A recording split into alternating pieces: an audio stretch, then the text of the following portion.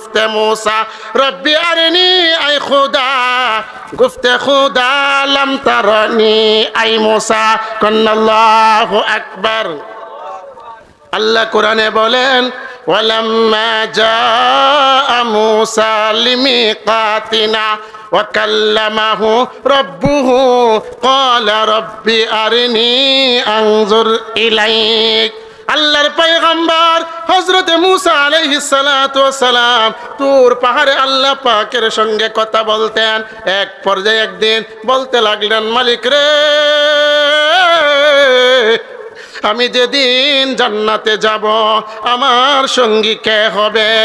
আল্লাহ পাক রব্বুল আলামিন পয়গম্বর মূসাকে জানায়া দিলেন, ও পয়গম্বর মূসা,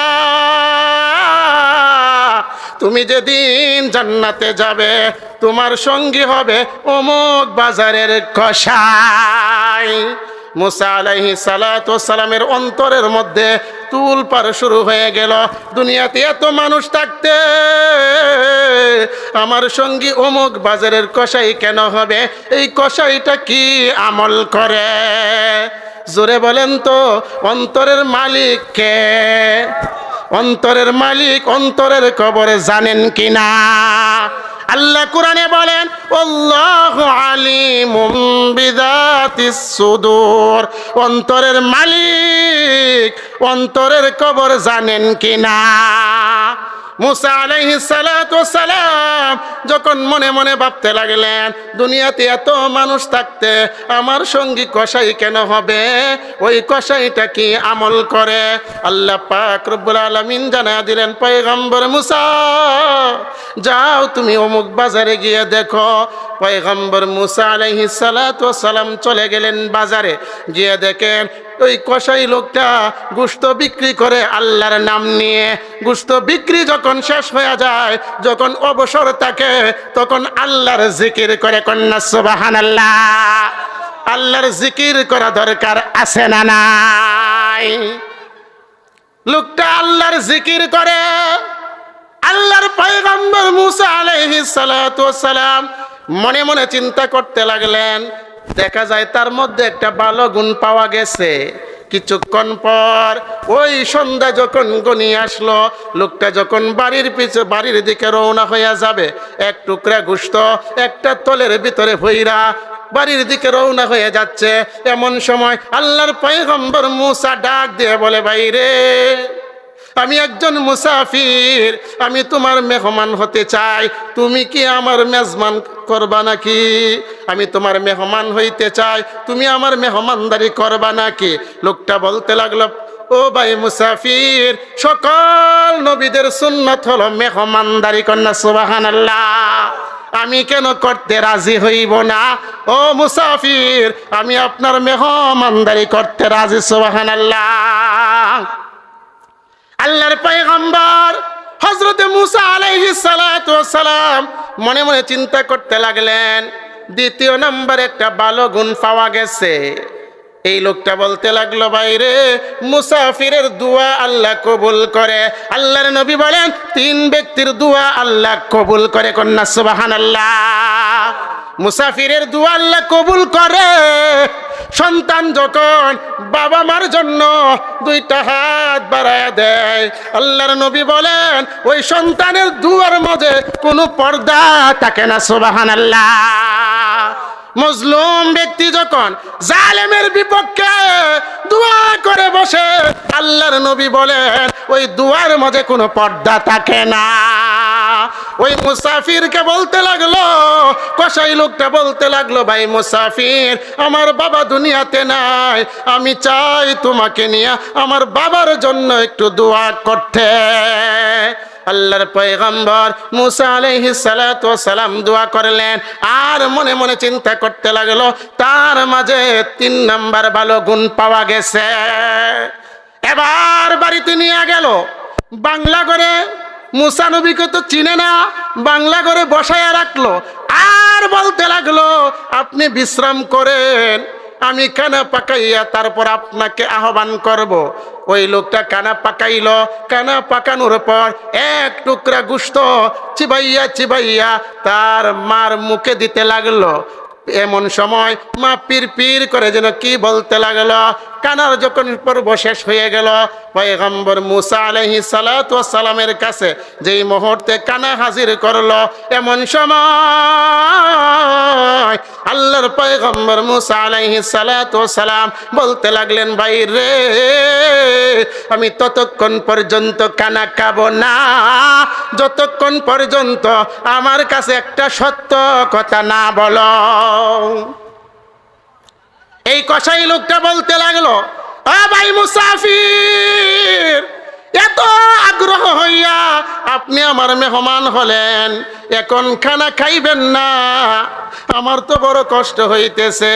মুসা পয়গম্বর বলে, বাইরে তুমি আগে বলো, তুমি যেই মহিলাটাকে কানা খাওয়াইতেছিলে ওই মহিলাটাকে? এমন সময় লোকটা বলতে লাগলো, ভাই মুসাফির, এই মহিলাটার কেউ নয়, এই মহিলাটা হলো আমার গর্ভধারিণী মা। কন্যা সুবহানাল্লাহ। আল্লাহর পয়গম্বর মুসা আলাইহিস সালাতু ওয়াস সালাম বলে, তোমার মাকে যখন তুমি খানা খাওয়াইতেছিলে, গোশত চিবাইয়া চিবাইয়া খাওয়াইতেছিলে, তোমার মা জানি পীর পীর করে কি বলতেছিল, এটা যতক্ষণ পর্যন্ত আমাকে না শুনাইবা ততক্ষণ পর্যন্ত তোমার কানা আমি গ্রহণ করব না। এমন সময় কসাই লোকটা বলতে লাগলো, ভাই, আমি যখন আমার মাকে গোশত খাওয়াই, আমি যখন আমার মাকে কানা খাওয়াই, তখন আমার মা আমার প্রতি সন্তুষ্ট হইয়া মহান রবের কাছে দোয়া করতে থাকে, আমার রিজিকের মধ্যে যেন আল্লাহ বরকত দিয়া দেয়। জোরে বলা যাবে কি সুবহানাল্লাহ? কসাই লোকটা বলতে লাগলো, ভাই মুসাফির, খুদার কসম, আমার রিজিকের মধ্যে অভাব নাই। জোরে বলেন তো, রিজিকের মালিক কে? এই নুজুলে রহমতের সময় আল্লাহর নবী বিশ্ব নবী বলেন, আল্লাহ পাক রব্বুল আলামিন প্রথম আসমানে এসে ডাকতে থাকেন, আলামি মুস্তারজিকিন ফারজুকাহু, কে আছো, কে আছো, রিজিকের অভাবে ভুগতেছো, ঘর নাই, বাড়ি নাই, টাকা নাই, খানা নাই, হে বান্দা, আমি আল্লাহর কাছে রিজিক চাও, আমি আল্লাহর কাছে রিজিক চাইতে দেরি, আমি আল্লাহ রিজিক দিতে দেরি করব না। জোরে বলা যাবে কি সুবহানাল্লাহ?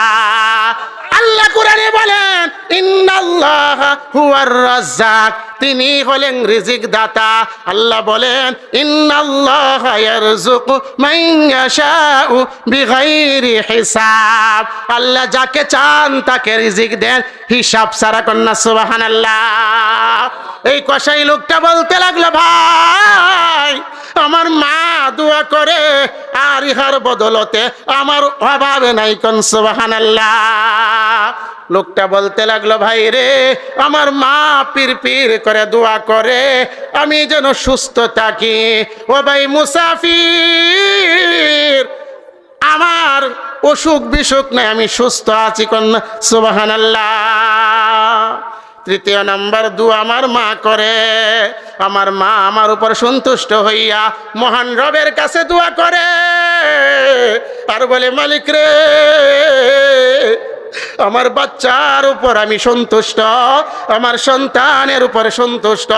ও আল্লাহ, আমি দেখি না, কোনোদিন দেখি নাই, আমি শুনেছি জামানার পয়গম্বর মুসা আলাইহিস সালাতু ওয়াস সালামের নাম শুনেছি।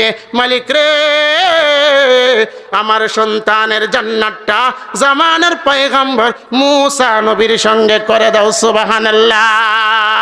খেদমতে মা দরফে দর কুন সুবহ শাম, তাকে বাসি দরদু আলম নেকে নাম। খেদমতে মা দরফে দর কুন ইখতিয়ার, তাকে বাসি দরদু আলম বখতিয়ার। কন্নাল্লাহু আকবার। আল্লাহর পয়গম্বর মুসা আলাইহিস সালাতু ওয়াস সালাম তখন বলতে লাগলেন, ও ভাই কসাই, তোমার আমার এই দোয়াটাও কবুল হয়ে গেছে। এমন সময় কসাই লোকটা বলতে লাগলো, ভাই রে, তুমি কেমনে জানলা এই দুয়াটা কবুল হয়ে গেছে? এমন সময় হযরতে মূসা আলাইহিস সালাতু ওয়াস সালাম নিজের পরিচয় দিতে লাগলেন, বলতে লাগলেন, আনা মূসা। আল্লাহু আকবার। আল্লাহর পয়গম্বর মূসা আলাইহিস সালাতু ওয়াস সালাম বলতে লাগলেন, ভাই রে, তাহলে পরিচয়টা নাও। আমি যখন মালিকের সঙ্গে কথা বলতেছিলাম, আমি বলেছিলাম, মালিক রে, আমি যেদিন জান্নাতে যাব আমার সঙ্গী কে হবে, তখন তোমার নামটা বলে দিয়েছে, এই জন্যই তোমার কাছে আসা। খেদমতে মা দরফে দর কুন সুবহে শাম, তাকে বাসি দর্দ আলম নেকে নাম। যেই সন্তান পিতামাতার খেদমত করবে, মহান রব তাকে 3টা পুরস্কার দিবে। প্রথম নাম্বার পুরস্কার হলো মহান রব তার রিজিক বাড়ায়া দিবে। সুবহানাল্লাহ। যেই সন্তান পিতামাতার খেদমত করবে, ওই সন্তান যখন মারা যায় তার কালিমা নসিব হবে। জুড়ে বলেন তো কালিমা মৃত্যুর সম নসিব হওয়া দরকার আছে না নাই? তৃতীয় নাম্বার পুরস্কার, আল্লাহর নবী বিশ্ব নবী বলেন, যেই সন্তান পিতা মাতার খেদমত করবে, আল্লাহ পাক রব্বুল আলামিন তাকে জান্নাত দিয়ে দিবে।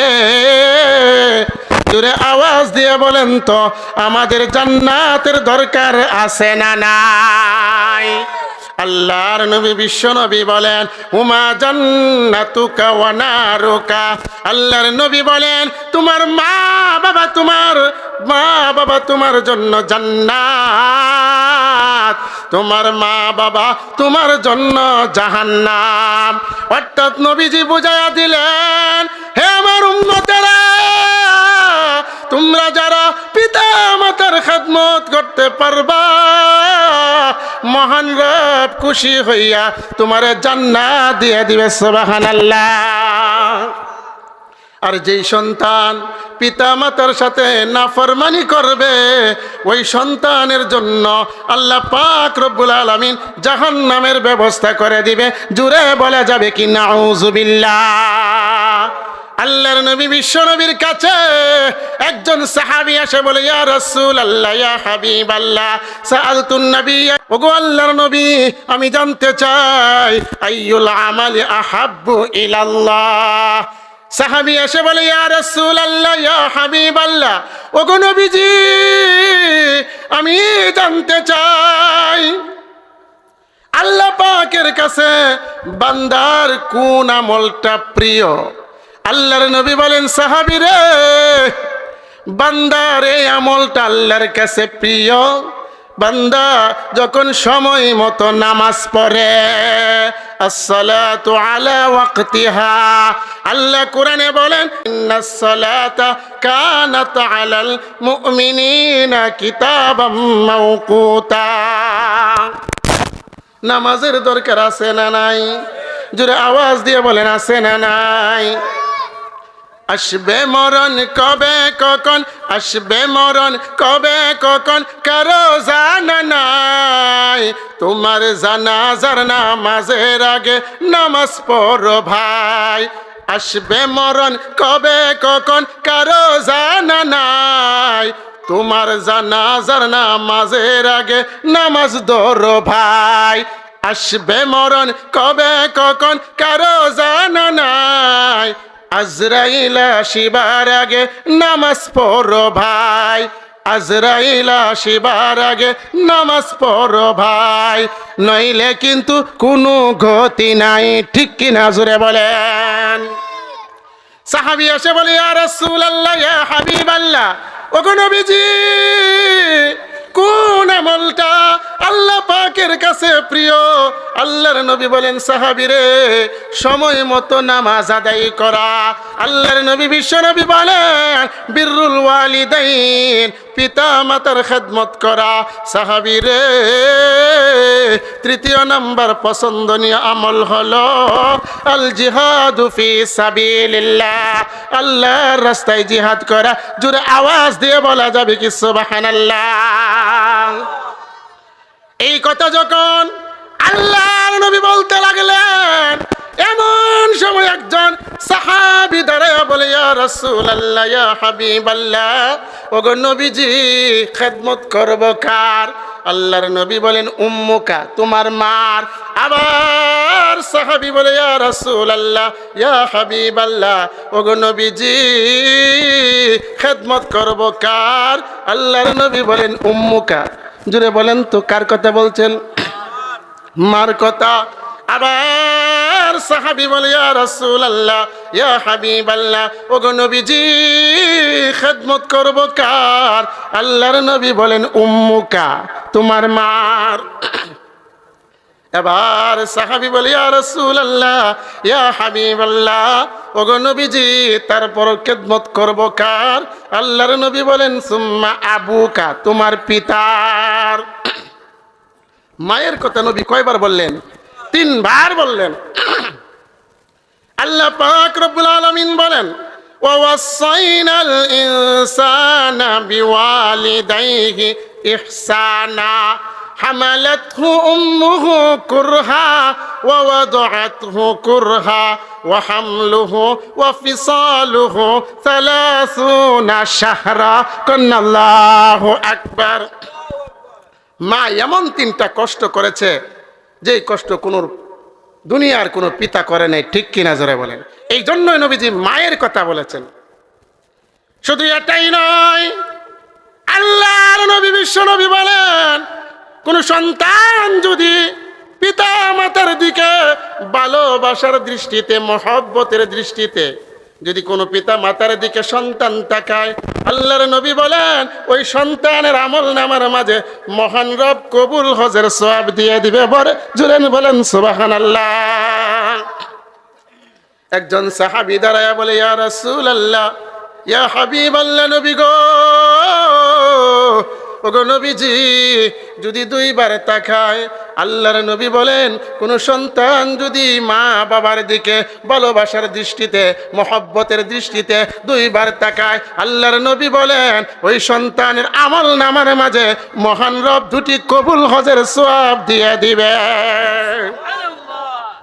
আবার সাহাবী বলে, ইয়া রাসূলুল্লাহ, ইয়া হাবিবাল্লাহ, ওগো নবীজি, যদি 3 বার তাকায়, আল্লাহর নবী বলেন, 3টি কবুল হজের সওয়াব।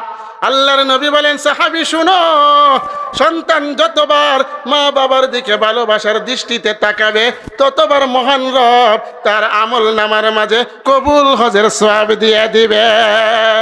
তাহলে আজকে থেকে আমরা পিতা মাতার দিকে সুনজরে তাকানো দরকার আছে না নাই?